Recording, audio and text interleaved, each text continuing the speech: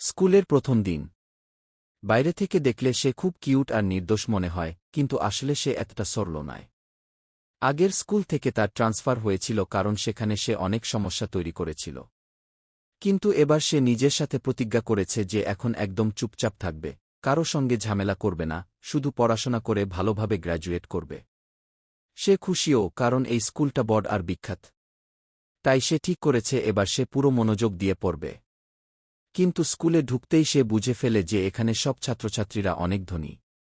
উপরন্তু প্রায় সবাই নিজের বয়ফ্রেন্ড বা গার্লফ্রেন্ডের সঙ্গে ঘুরছে। হঠাৎ করেই সে এক ছাত্রের সঙ্গে ধাক্কা খেয়ে যায়, সঙ্গে সঙ্গে সে দুঃখ প্রকাশ করে, কিন্তু ছেলেটা কোনো জবাব দেয় না, শুধু তাকিয়ে থেকে চলে যায়। সে রেগে গেলেও নিজেকে মনে করিয়ে দেয়, না, আমি তো প্রতিজ্ঞা করেছি, কোনো ঝামেলা নয় গিয়ে।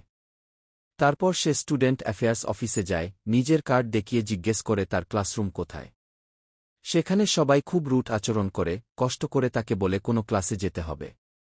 তাদের ব্যবহারে সে অবাক হলেও চুপচাপ ক্লাসের দিকে রওনা হয়। ক্লাসরুমে পৌঁছেই তার মনে হয় যেন কোনো টাইম পোর্টালে ঢুকে পড়েছে। জায়গাটা একেবারে নির্জন আর নোংরা, যেন কোনো ভুতুড়ে দুর্গের পাশের ঘর। অন্য সব ক্লাসরুম আধুনিক আর ঝকঝকে, কিন্তু তার ক্লাসটা একেবারে ভাঙাচোরা। সে ভাবে, চল, কোনো ব্যাপার না, বাইরে যেমনই হোক, ভেতরটা নিশ্চয় ভালো হবে গি। কিন্তু ভেতরে ঢুকতেই কিছু ছেলের একটা গ্রুপের সঙ্গে দেখা হয়। সে তাদের জিজ্ঞেস করে ক্লাস আই কোথায়, কিন্তু তাদের মধ্যে একজন ইচ্ছে করে ভুল বলে আর বাজে আচরণ করে।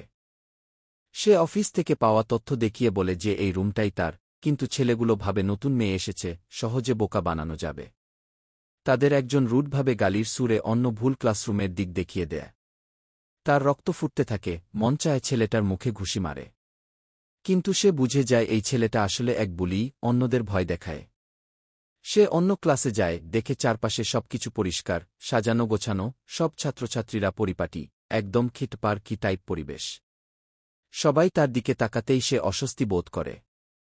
ক্লাসের লিডার এসে তার নাম জিজ্ঞেস করে, কার্ড দেখে বলে, এই ক্লাস তোমার নয়, তোমার সেই পুরনো নোংরা ক্লাসটাই গি। এবার সে বুঝতে পারে, আগের ছেলেটা ইচ্ছে করে তাকে ভুল পথে পাঠিয়েছিল। রাগে ফুঁসতে ফুঁসতে সে ফিরে যায়, ছেলেটার সঙ্গে ঝগড়া করার ভাবনায়। কিন্তু ক্লাসে ঢুকতেই হতবাক হয়ে যায়, পুরো ক্লাসে একটাও মেয়ে নেই, শুধু ছেলেই ছেলে। রেগে গিয়ে সে বলে ওঠে, ইয়ার, আমাকে একা মেয়ে বানালে কেন এই ক্লাসে?